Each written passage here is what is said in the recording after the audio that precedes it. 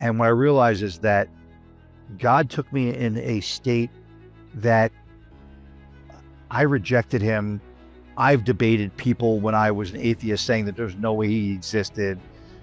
I really dirtied his name in front of anybody who would listen. And then he still called me and he still accepts me. And I read this and I go, not only does he accept me, but he came down as a human and died a horrible, just brutal death for me. Once you open your mind to that and your heart to that, it becomes a whole different world.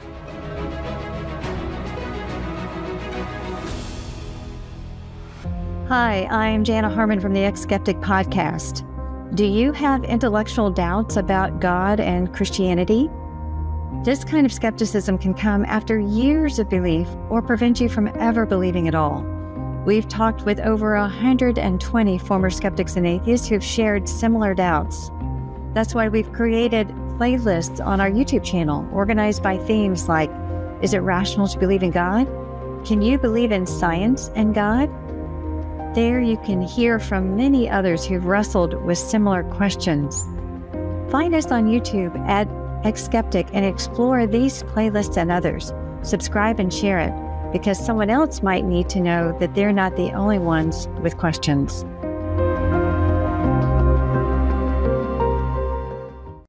Hello, and welcome to eX-skeptic, the podcast where we explore the stories of those who once resisted or rejected belief in God, but who found themselves transformed by the very faith they once dismissed.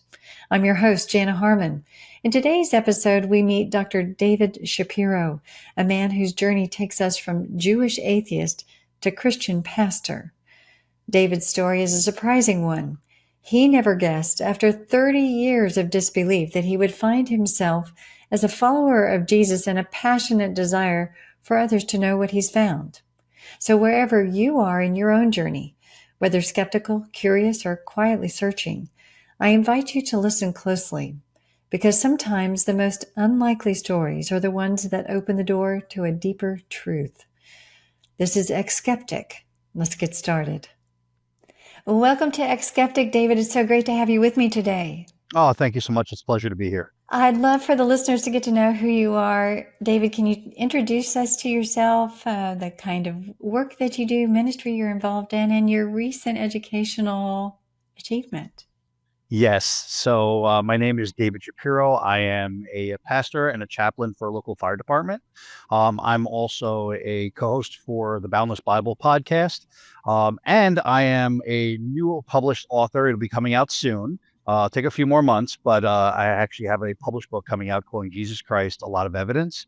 And educationally wise, I am really blessed. I just received my doctorate in religious education, and kind of moving forward with whatever plan God has for me in the future. I don't really have a plan. It's just I'm enjoying sharing the gospel with people. I'm enjoying having these conversations. We'll kind of see where God leads me down. I'm a father of 3, husband of 1, and I'm just really loving life right now. God has me on an incredible journey. Yeah, that's fantastic. Just quickly, can you give us just a hint of what your book is about, Jesus and the Evidence, and also your podcast, Boundless Bible? Yeah. So the book was, I fell in love with apologetics years ago.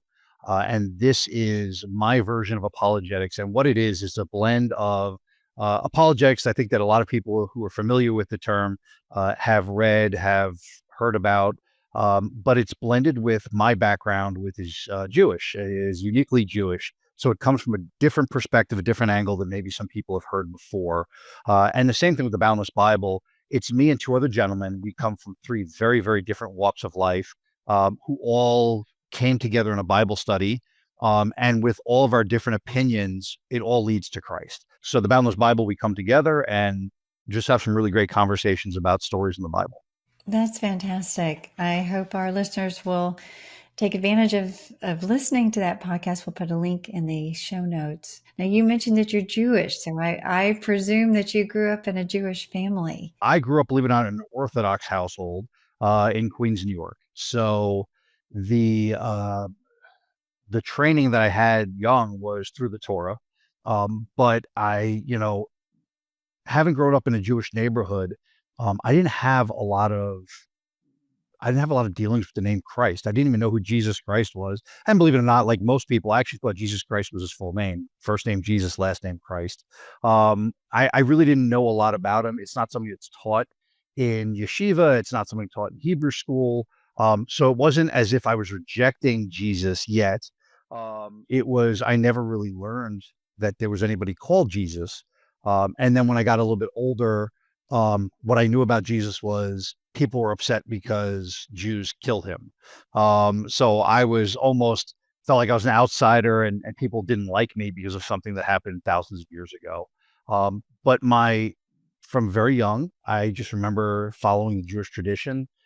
Yes, studying, yes, going to temple, but more just celebrating the different traditions, different holidays, having a lot of respect and reverence for the Jewish tradition more than even God. It was really more about the traditions and celebrating and those types of things. And I just remember my whole youth growing up having those moments.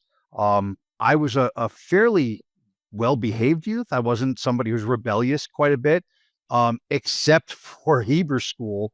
I didn't love it. I didn't feel connected there. I remember being probably 7 or 8 years old, and I wrote a letter, and on the note it said school is closed, and I put it on the temple door. So when I went home, my mother had said, "Hey, how come you're not at Hebrew school?" I said, "I don't know. The school's closed. There's a note on the door."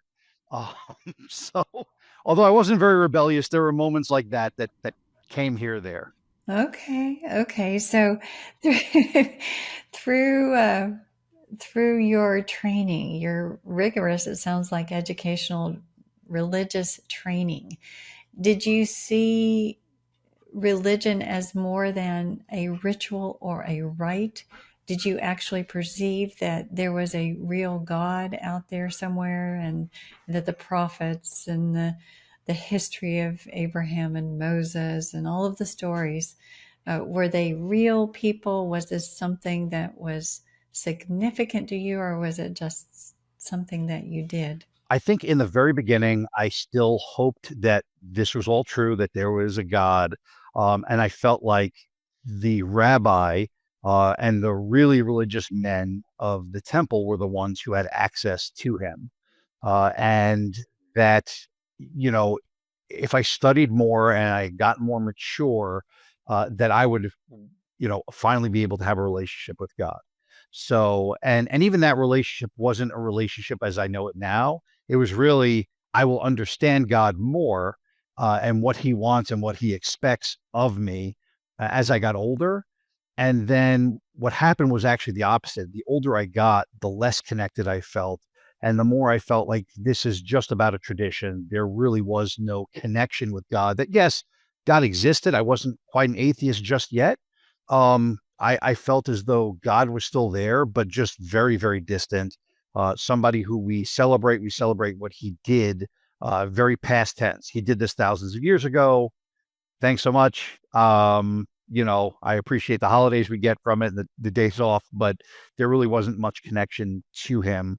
And the same thing when I started going to temple, it became, um, you have the people who spoke Hebrew who daven, in temple. They spoke so fast, and it just seemed like they were trying to get through it. And it was, davening is where you just kind of shake. It's called it, the name for it is shaking.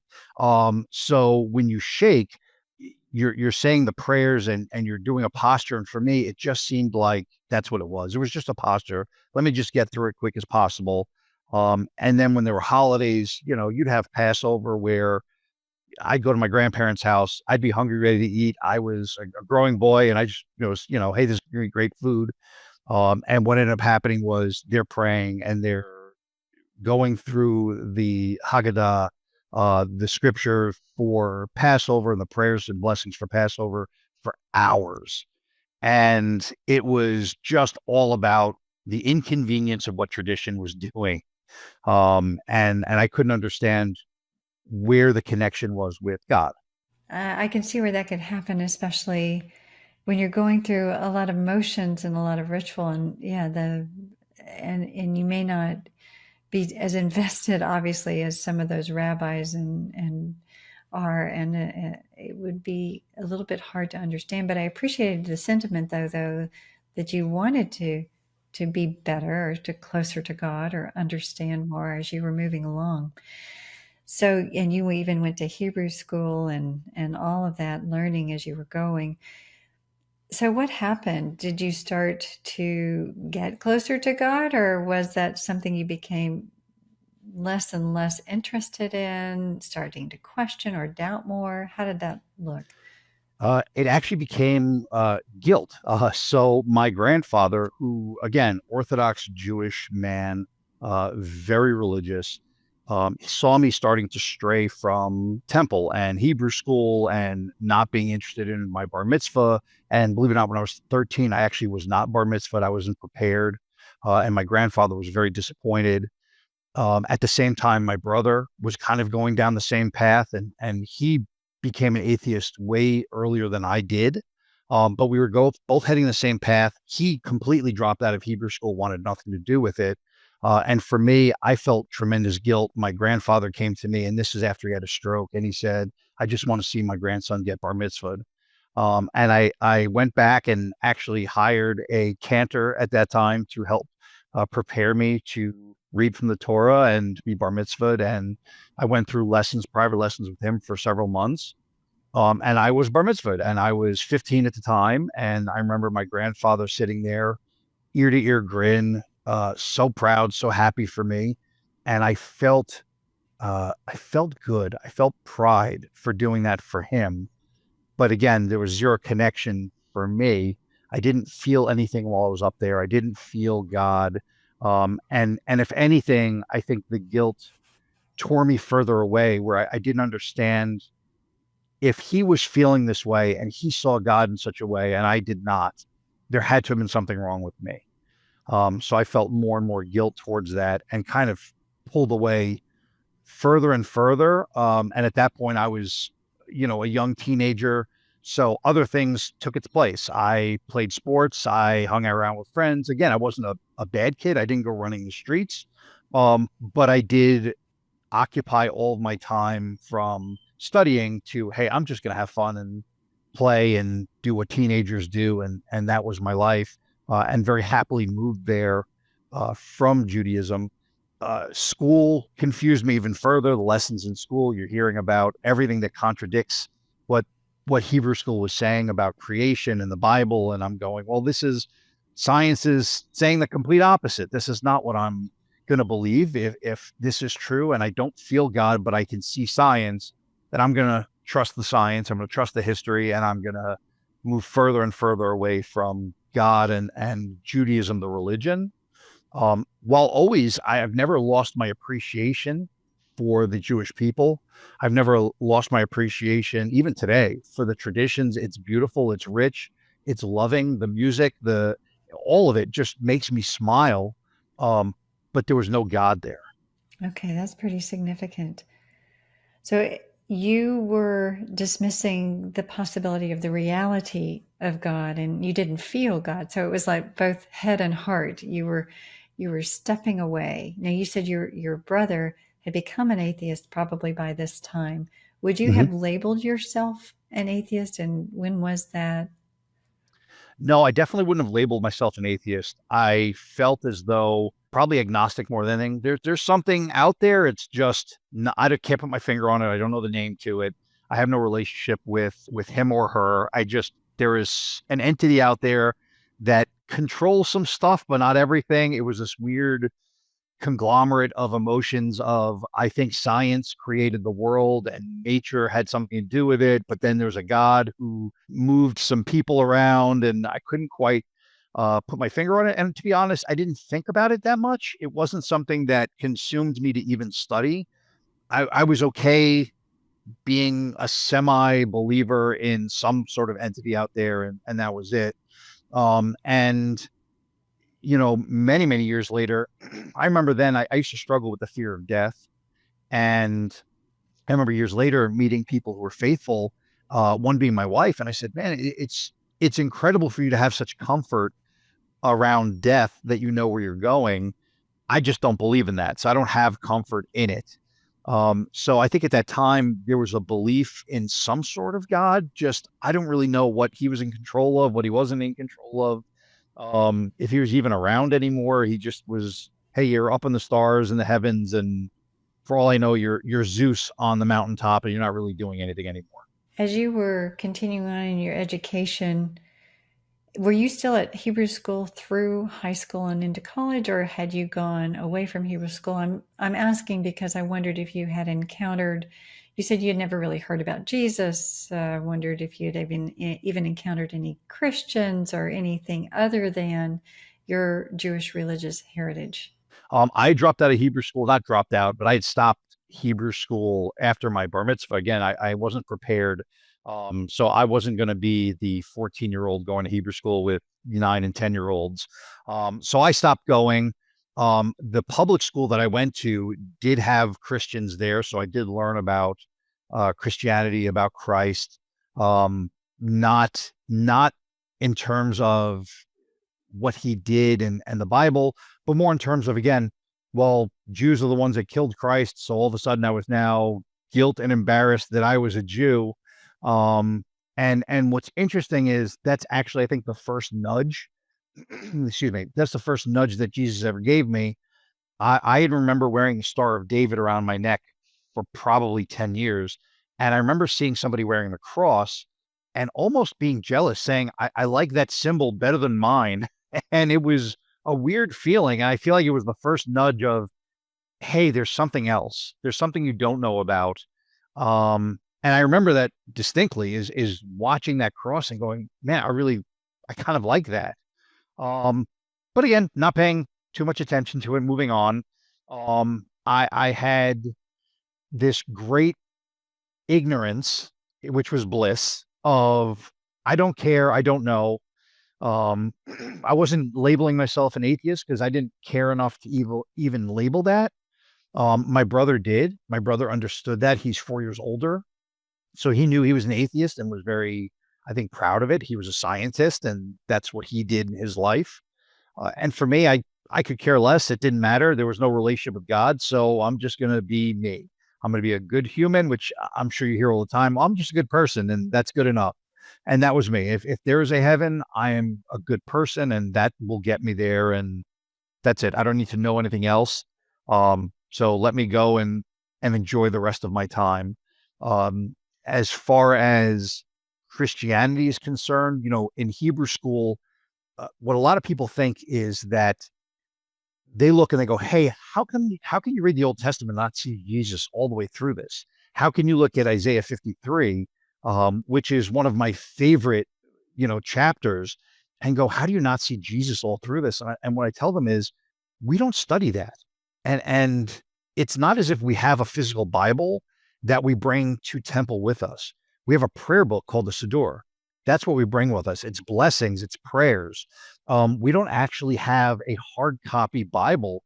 What it is the Torah, which is owned by the synagogue that you're in, and it's read by the rabbi, and they only read certain parts, and you don't get to Isaiah 53, and it's not something that's taught. So somebody who said, hey, what about Isaiah 53? What are you talking about? What Isaiah 53? It's not something that's even taught. So we're not taught not to believe. We're just not taught the information that would open our eyes. For those who are not familiar with the book of Isaiah as a prophet in the Old Testament and what you mean by Isaiah 53, can you just briefly explain that? So in Isaiah 53, it talks about the suffering servant pierced for our transgressions. This is the prophecy, the future prophecy of Jesus. And even talking about him being pierced for our transgressions and everything that's in there.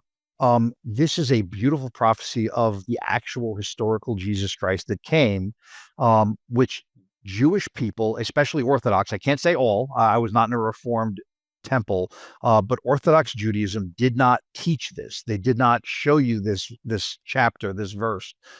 So to say that I rejected Jesus I didn't have a chance to. I didn't know who Jesus was to even reject him. Yeah, I can see where that would happen. Yeah, that prophecy was written, what, about 600 years prior to the time of Christ? Yes. And I believe at the time Roman crucifixion hadn't even been No, invented it was not a thing yet. as a form Correct. of torture and death. But yeah, if anybody's interested in that, I encourage them to just Google Isaiah Yes. 53 and read that chapter in its fullness. So you were just going on with your life, essentially. You were fine on your own. You really didn't care about the things of God. You didn't dismiss it out of hand altogether, it sounds like, but it just wasn't something of interest to you in your life. So what happened? Did you continue on in that road where you were leaving God just over there on the side, or what happened? I think that it's anything else like you, perfect example of the road. When you drive away from something, it gets smaller and smaller and smaller. And I think that you have years of him getting smaller and smaller until the point he was just non-existent for me. And this was probably right around the time I was maybe 17 years old, where if I was going to label it, I would have been an atheist at that point. There was no thought of God. I don't believe that God really existed at that point. I don't know if it was ever a full thing. There might be a little nudge still in me, but for the most part, it was about as distant away as possible. I had driven down that road for miles. When I looked back, I couldn't see even a speck. So from that point, I had always struggled in school. I was dyslexic. I struggled. So trying to get into college was very difficult. When I finally got into college, my grades were some of the worst I think I've ever heard anybody say. I mean, I just really couldn't get myself together in school, and decided that was no longer for me. And then went away to the military. And I said, I need to grow up. I just felt like this was a moment of immaturity and I needed to grow up quickly. And I felt like the military was that point to grow up in. And I think that's the second time that Jesus nudged me a little bit, because when you're in the military and you go through stressful situations, a lot of people turn to God. There are a lot of very religious people in the military, leaning on the hope and protection of God. And I went to Jewish studies there. I felt stressed and I said, I'm going to go to Jewish studies. And I felt nothing. Exactly as I was as a kid. There was zero there. And I said, man, I still need this, but I'm not getting this here. And I went to church and I went to a Sunday service in the military. And I remember actually saying, okay, I'm going to do all the things you're supposed to do. And I got down on my knees and I prayed. And I actually felt a little better there than I did at Jewish services. And I think it was the second time that Jesus kind of nudged me and just said, hey, take note. There's a little something here. They hand you a Bible when you go into the military, and it's called a bulletproof Bible. It's only about that big, and you put it in your shirt pocket. And the reason it's called bulletproof are there stories of military personnel being shot, and they live because the bullet goes into the Bible and not into their heart.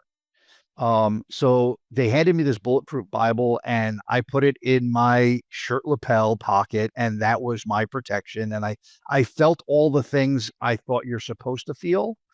And then the moment my military time was done, that was it. There was no God. It was right back to, no, I'm an atheist. There really wasn't any. It was just me trying to feel peace myself. And it was me all along. And I tricked my brain into thinking something happened and I'm okay. And I moved from the military to actually professional fighting and open up a martial arts school. I had learned combat in the military. I'd taken some martial arts growing up and I became a professional fighter. And if you're ever going to feel more pride and empowerment, it's professional fighting. It was all me. There was no, I'm the one training. I'm the one fighting. I'm the one in the ring. I'm the one. It's all I, full of pride. And that's what I felt, is just this overwhelming sense of me. And then whatever speck was left on the road was completely gone. There really was no God. I had moved so far away from believing in any type of entity that there wasn't even the God of the Jewish people. There is nobody. It's just the world and science and nature and me. And look what I have accomplished and look what I've done. and I fought all of the guilt that I have felt my entire life in a ring. I took it out there. I said, I'm going to build myself as strong as I possibly can. Um, I had some rough parenting from my father growing up, who was no longer in my life. And I was going to take that out on the ring. And everything was, you know, an accident. It was happenstance. This is how I was born and raised. So I'm going to take it in my own control. And I just happened to be able to take a punch in a ring. And that's because my father would hit me when I was growing up and kind of put everything in that perspective. And I, man, did I cover myself with um, a whole lot of pride, and became bigger and bigger. And it's funny, my friends look at me, they go, "Your name is David, but you look like Goliath." Uh-huh. I Oh, am okay. I'm 6'3", I'm 275 pounds. I'm a big guy. So I had Right. everything in the world to be prideful about, and kind of moved my life along that way, and then got into other careers and kept being a good person, really didn't get into trouble. I worked at nonprofits. I raised money for nonprofits. I was a quote unquote good person and as happy as can be, um, being ignorant to God's voice. Yeah, just no need for God. It sounds like you were doing just fine on your own. Very, Yep. very independent, strong, obviously, as a man, able to conquer, able to win, able to work. It sounds like very successfully Yep. on your own. So what interrupted that? What disrupted that? So I'll tell you the third time that Jesus came and knocked on my door. My mother had terminal cancer for 10 years. For 10 years, they were saying, "Hey, in 6 months, you might pass." And she did that for 10 years. And so there was no way to understand when she was going to actually pass away. And 2 weeks roughly before she passed away, she accepted Jesus Christ as her Lord and Savior. And it was, I mean, just out of the blue to me. Um, I didn't understand it. I couldn't. She was watching preachers on the TV. She just gave her life to Christ right at the end.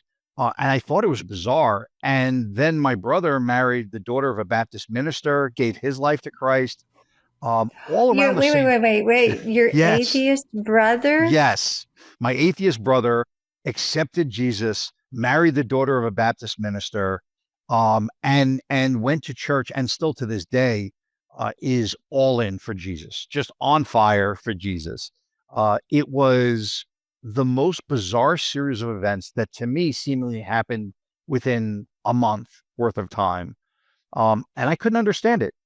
And to this day, I don't know if I'll ever fully understand how God works and why he did all of that.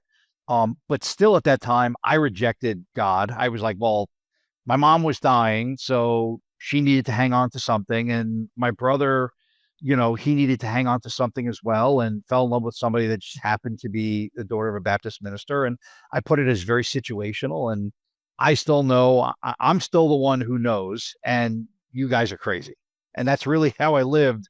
For Man, it probably was another 6 years. It was probably 6 years after that. I was still an atheist, and they were nuts. And I was completely content in my brother would have conversations about Christ with me. I'm going, you're crazy. And I shut him down. We can't talk about this anymore. I don't want to, this is not something I'm interested in.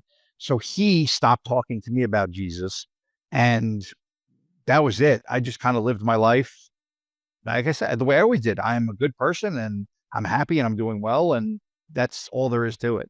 And then all of a sudden, I literally woke up one day and I don't know why. And I looked at my wife and I said, I think I want to go to church.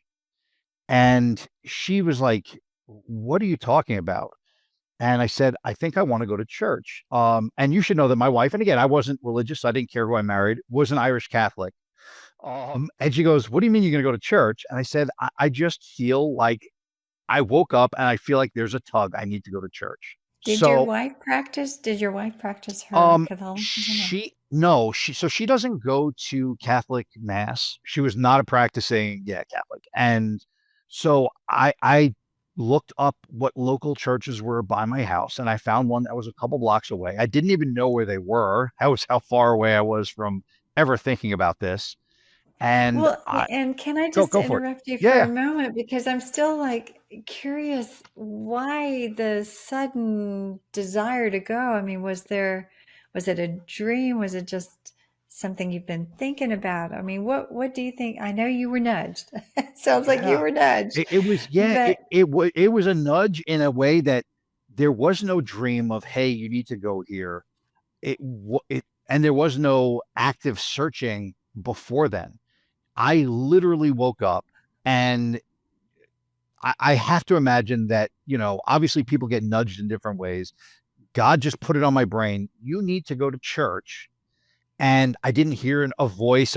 There wasn't, thunder outside. It was just, I woke up out of the blue and said, I need to go to church. I just woke up and had this urge, and it wasn't one that I was willing to part with. It wasn't one where I was going, oh, maybe I'll think about it. It was, I woke up, I need to go to church. I need to look it up now and go right now. I didn't know that there were multiple services. I didn't know how church even worked. For a Jewish temple, you typically have to go become a member. You have to, pay for a seat for high holy days. There's a lot behind it. For church, I'm going, I don't even know if they want me there. I'm this old Jew who doesn't even believe in God. Like, am I even going to be accepted?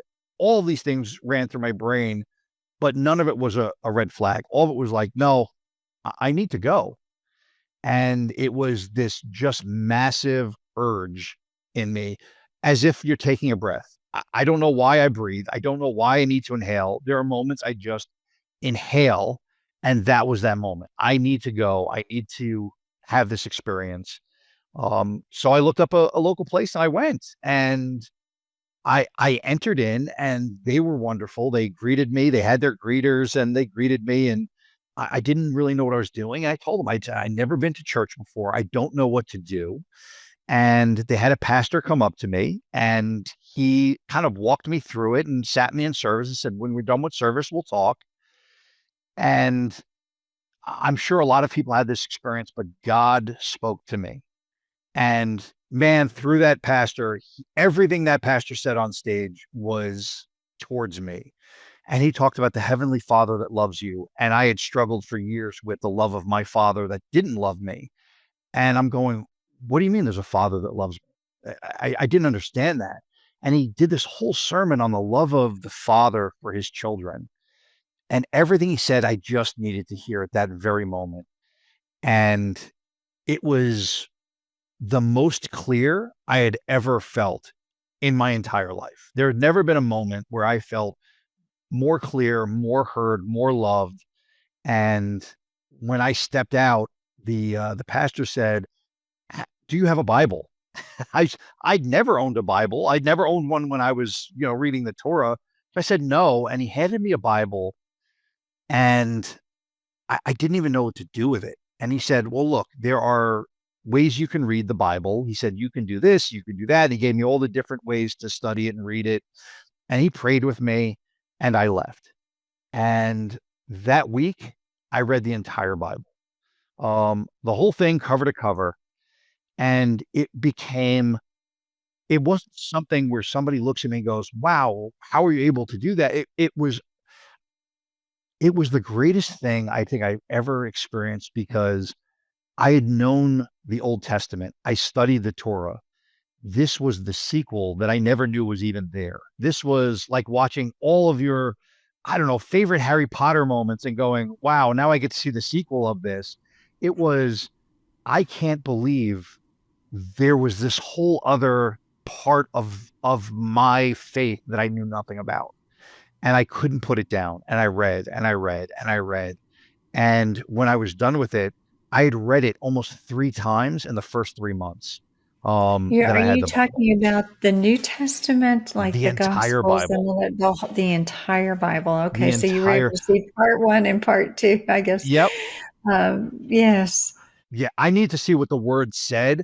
I needed to read why the Old Testament pointed to the New Testament. I needed to read about the New Testament and who this Jesus was. And every time I picked it up, it was just lesson after lesson after lesson touching me, going, this is all about God's testimony to us.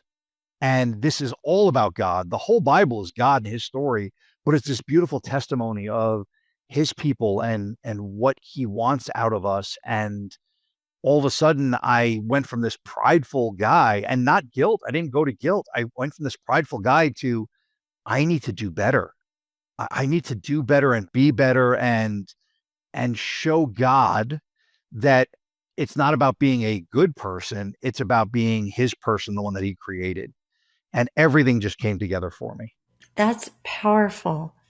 Just before we get to what that meant for you, when you were reading the Old Testament, were you able to see how any of that pointed to the person of Christ, the need for Christ, all of those prophecies? I mean, we spoke of the one of Isaiah 53, but the Old Testament is steeped with prophecy that actually points to a historical Jesus who will come and fulfill all of those things.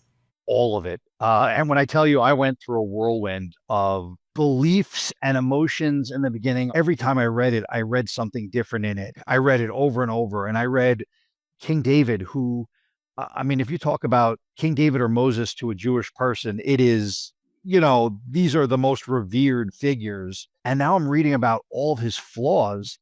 And I'm going, man, he wasn't perfect. I don't have to be perfect. And then I started reading about, well, then why would God say he's after his own heart if he's not perfect? And I started reading about just the amount of love that poured out of him towards God and the amount of prayer and all of the emotion. And I'm saying, this is a God of emotion and love and not a distant God. This is a God who understands everything that this person's going through, which is why he's after his own heart, because God is not unloving. It's the complete opposite. He is so much love. I don't know if I'll ever even understand how much emotion and how close God is to us. Man, it just opened up. I can go on, but when I read Job and we talk about he's the most righteous person ever, I'm going, actually, when you really start reading Job, you go, he didn't have a personal relationship with God in the beginning. He had a theological relationship. He knew of God. And he said, God has the power to do this and that. But you start to see towards the end his now crying out to God and the relational God. And I said, man, I'm Job. I am the guy who theologically I was like, well, this is the way it's supposed to be. And yeah, there's a God out there and he can take and he can give, but that's not for me to decide. That's for him to decide. And he's so distant, to the Job at the end, who's just on my hands and knees crying out, going, not God, why are you taking this from me? But God, thank you for showing up. Thank you for seeking after me for so long, because we're talking now 30 years of rejection. And for him to have the patience of 30 years to reach out for me, I can't ever be grateful enough. What I hear you saying is that you had, in some sense, as you were learning more, there was a sense of guilt that you maybe didn't know what to do with, but you sensed the love of God even more. Can you, for those who may not have read the Bible from front to back as many times as you have, who've really understood the Old Testament, how it fits in with the New and the coming of Christ and all of that, can you just in a nutshell describe the gospel? Oh boy. So I think that for me, having heard that, we are uh, imperfect, fallen people, and we have caused all of these things in the world. God's love for us is giving us the free will and knowing we're going to mess up anyway. And being a father of three, I know when my kids are going to mess up. It doesn't mean I take away their choice. It means that I teach them a lesson and try to get them to show that next time, hey, maybe you should choose something better. The gospel is God knowing all of that, knowing who we are, knowing us so intimately because he's our creator, to go, I'm still going to leave a place for you to be able to commune with me forever. And that's going to be through Jesus Christ, because no Levitical law, no type of appearance he could have made would change who we are as humans. He is helping the Israelites, and 5 minutes later they're groaning, after he just saved them and split the Red Sea. And you're going, how could you possibly be groaning? Because we're human, because that's what we do. And we are great, loving people. We have the capacity for great love. That's how he created us. The reason we feel better when we do things for people is because that's how he created us. He created us with this just beautiful dynamic of loving and feeling better when we love people better. Um, but he also left the open door for us to reject other people and reject him. And the gospel to me is that chance of going, God, I'm human. I'm human. You know I'm human. You made me this way. Thank you so much for still loving me so much to allow me to be holy in your eyes through Jesus. And there are people who say this is such a narrow path. I'm going, are you kidding me? This is such a huge, this is a doorway that we get to walk into, that God's arms is stretched out going, just give me a hug as you go through the doorway. And people have to go out of their ways to avoid him because he's everywhere. His love is everywhere. His proof is everywhere. Um, if you have not read the Bible, I would say first you probably should look at it, open up and read it, but hear the testimony of people through all of my education, through all of the things that I have learned in science, history, and archaeology. The one thing that can't ever change is somebody's testimony. What you're doing right now, hearing people's testimony and what they've been through and how they've turned from skeptic to believer, that's God's work every single day through everybody. And it's all unique because he knows every individual uniquely. And my story will be different than somebody else's because of how he speaks to me. And I can't ever be gracious enough for that. So for the gospel, he's got a testimony for you. If you open your eyes, if you open your heart, if you open your mind enough and allow that testimony to happen, you will have that testimony for the rest of your life and be on fire for the rest of your life for Jesus. That's beautiful. I love in your story where you talk about these nudges.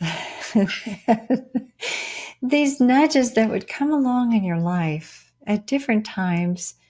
You might be made aware of God or something, and then you put it aside. And then you receive another nudge. And then you put it aside. And then another That's it. nudge. And then you say, well, that's not for me. It's for my brother. It's for my mother. It's not for me. But yet Jesus was persistent to the point where you had that compulsion really to go to church. And it was another nudge you couldn't ignore. And I think about people who are listening who, I think sometimes there has to be an openness to receive the nudge. Mm-hmm. Maybe they'll receive it and then they'll dismiss it. We all do that, right? We see something and you just don't want to see. You don't want to see it. You No, don't want to it's deal true. with it, and it's easy to dismiss. But you're sitting here as someone who's saying it's so much more than I ever thought it was. It, That the it love definitely of is. God overcomes the lack of love that I received as a son from his father. That the love that I've been given and the life that I've been given is so much greater. Like you say, it's worth. I'm so glad you turned in the direction of God, that you got out of bed that morning, and you started reading the Bible immersively. So obviously you came to a place where you believed in Christ, that he was for you as well as a Jew, Yes. who believes in a Jewish man named Jesus. And I think sometimes people don't put those things together. That even most of the apostles that surrounded Jesus were all Jewish. That Mm-hmm. he went to synagogue. That he practiced the holy days, the high holy days. How can you first of all explain how someone can be Jewish and call themselves Christian at the same time? As far as a Jewish person believing in Jesus, it was such a foreign concept 30 plus years ago. I can't imagine it not happening today. I look at everybody and I go, how are you not a Jewish person and a believer in Jesus? Um, because this is, yes, he was Jewish. Yes, he taught from a Jewish perspective. He taught from the Old Testament. He did things correctly in the Jewish tradition. He followed Jewish law. He celebrated Jewish holidays. All of these things happened. There's no coincidence that he was even crucified at the time of Passover. If you take a moment and you start to look at what's actually out there, all the information, you read the Bible, you see what these similarities are in the Old Testament and New Testament. There is no Old and New Testament. There's only one book. There is no God of the Old Testament, God of the New Testament. It's all one God. And I think that once Jewish people start to see that and go, wow, here is an Orthodox Jew who kind of went through the exact same path that they go through. How can I get here? Because Jesus, because God, and he willed it, and he made it so that way somebody who wants to do some research and wants to read about it and wants to figure out where the connective tissues are, they're not hard to find. They're everywhere. From the moment you open up the book till the moment you close it, it's everywhere. If you just open the door a little bit, you're allowing that room for him to wake you up one day and go, I have to go to church. And all the things that have happened since are all God things. There's no way I should be sitting here as a doctor growing up. There is no way that would have happened. Anybody who knows me, and Jesus experienced this when he went back to his hometown, anybody who would have known me said, there's no way that David would have, he was just an athlete. He was a jock, didn't do well in school. There's no way that he would have gone this direction. There's no way that this Jewish kid would have turned into a Christian pastor. There's just no way. But God. And that's the answer. God has his own plans, and if you're open to it, he will just flood your world with an enormous, when I say enormous amount of gifts, it doesn't mean the life becomes easy all of a sudden. Life is still life. People are still people. There's still difficulties that go through it, but I have now a relationship with my heavenly Father who loves me, who's walking through all of it with me, hand in hand. And he's in the next room talking about me, preparing my next steps. And he's in the room after that, preparing that for me while he's preparing my house in heaven. I mean, if there's not a more loving God than that, I don't know what would be. That's beautiful. Just to clarify again, your own story, when you started reading the Bible immersively, I guess there came a point where you believed it was true, that Jesus was the one they were waiting for, the one that essentially you were waiting for. Is that what happened, that you just, the more you read, the more you believed it was true, and that it was true not only intellectually, but true for your life? So it happened almost instantly for me, where when I read the first time and everything was pointing towards a different king that I think the Jewish people were expecting, I realized that what we got out of Jesus was exactly the king that the Old Testament described. So I think it was immediate that I knew that Jesus was the Messiah, that Jesus was God in the flesh. It then took a little bit more time to understand what the Trinity really was and what that meant. Again, one of the rejections that Jewish people have is, well, Jesus didn't come as the king that was expected, but also we don't say that God comes down as a human. God is God. He is, too reverent to be down here as a human. So there's no way we can believe in him. The Christians are wrong because they're not respecting who God is. And then I realized that no, God, you can't say that God is all powerful, to be anything, and then go, but he can't be a human. No, God is all powerful and can be anything all at once.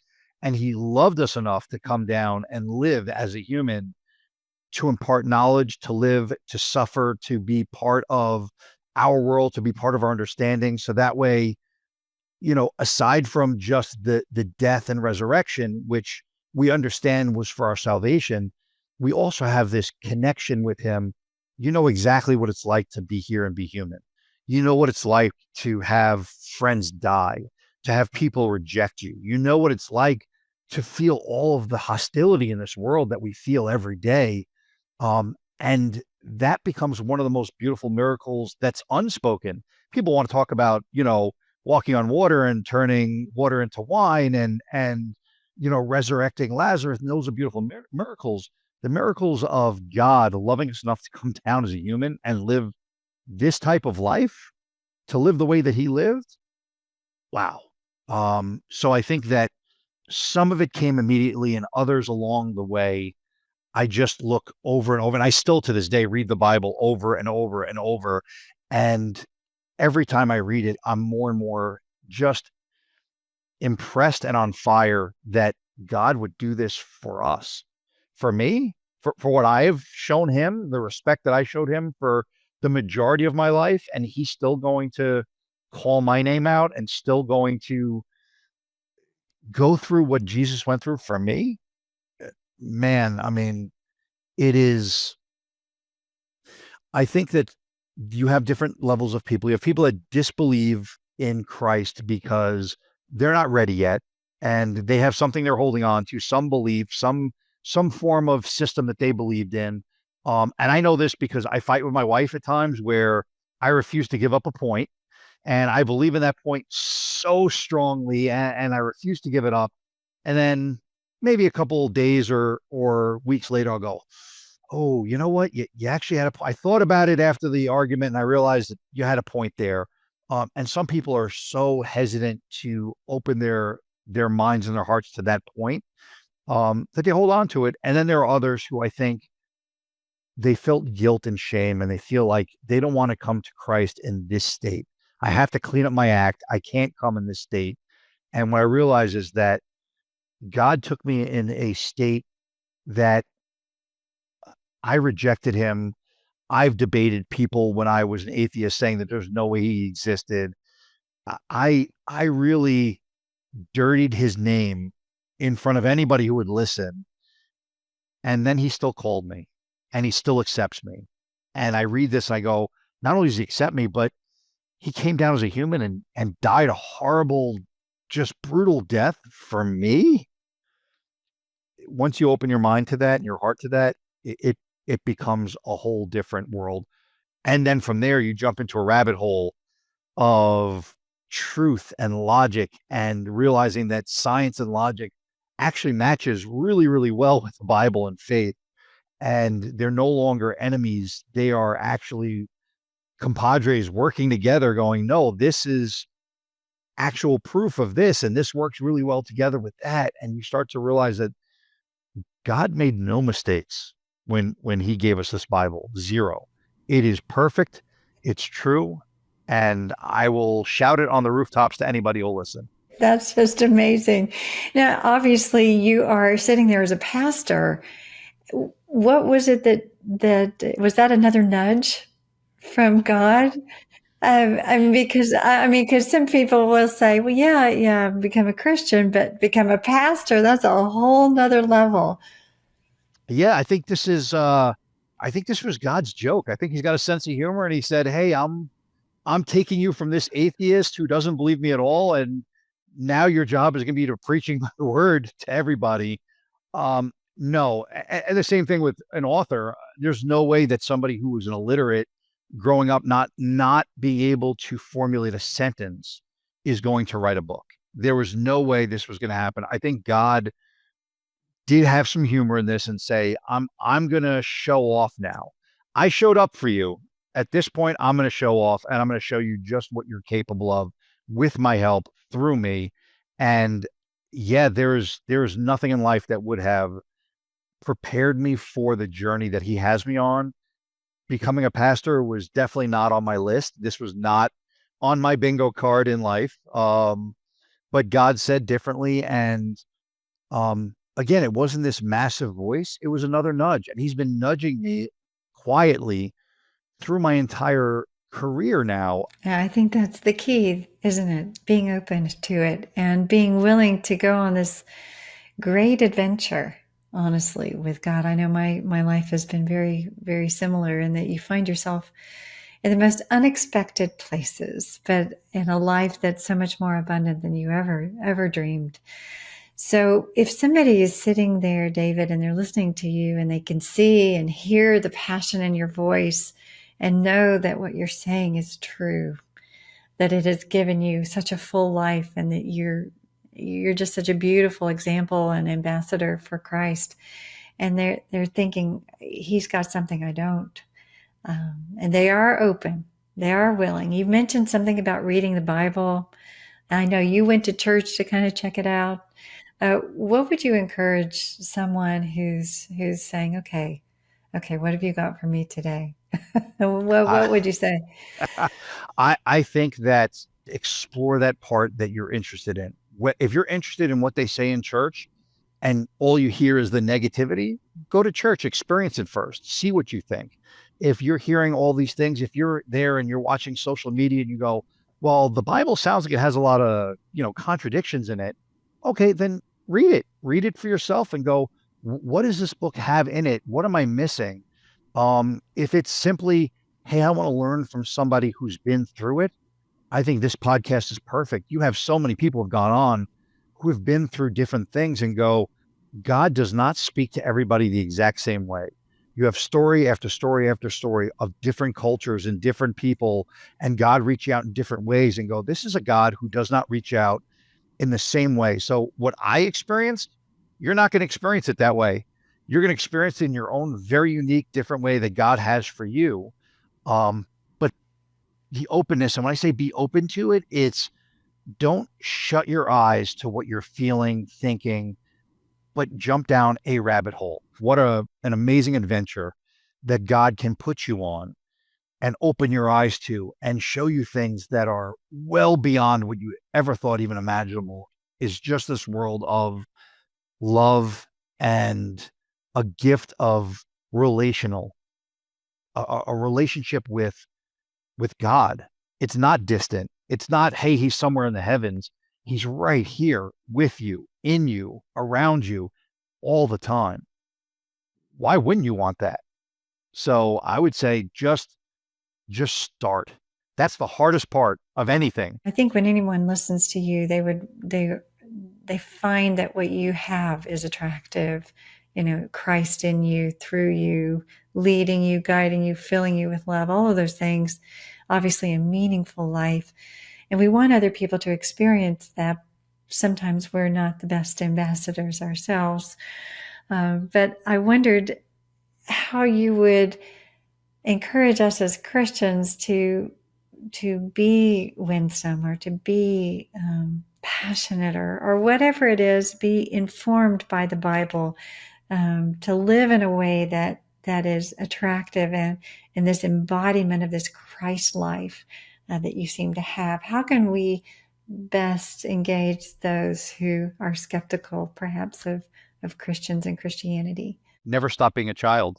The faith of a child. And I always, when I compare God to things, I say I think God has a sense of humor, because I think that deep down, the reason why children have such a magnificent imagination and story to tell is they're not afraid to just believe what they believe, love what they love, and they go forward with it. And for me, if you're a child, if you don't take this so seriously, if you don't try to just, well, let me fight and debate and think about these things, just start off being a child and open your eyes to possibilities and just have some fun with God. He'll bring the other stuff. He'll bring the substance. He will definitely bring. When I started in apologetics, it was so I can defend my faith to others. And what it turned into is my defending the faith to myself and knowing, wow, this stuff all actually happened and there's logic behind it. And it was all for me. And everything I find myself going through is something I start with the intention of somebody else, and it ends up strengthening my relationship with him. He'll take care of that part. I think that would be a beautiful embodied life in Christ. There's something very palpable about it. You can tell when someone's walking with God and that it is a relationship of something of enjoyment and incredible and deep love. David, your story is amazing. I think of the way that we talked about it earlier, where you were walking, it was as if you were walking along the road, but you had kind of left God behind, where he wasn't even visible anymore. He was way off in the distance. But today, and thinking about you and listening to you, you are walking. It's almost like, as in Genesis, you're fellowshipping with God. He's walking with you in the garden. And I know the world is not a garden. It's not the Garden of Eden. But there's a place, a maturity, a love, a fellowshipping that you've shown us, I think, today, that is possible, even in this broken world, that you can have wholeness and love and fullness of life in God and by God and through him in the person of Jesus Christ. And you've demonstrated that for us today. And I just want to thank you so much for coming on and telling your wonderful story. I am very thankful for you to have me on. I think that the podcast of eX-skeptic is it's so necessary, I think, because people are looking for the singular way at which God speaks to them. And we know that God doesn't speak singularly to anybody. He's a multifaceted, talented God.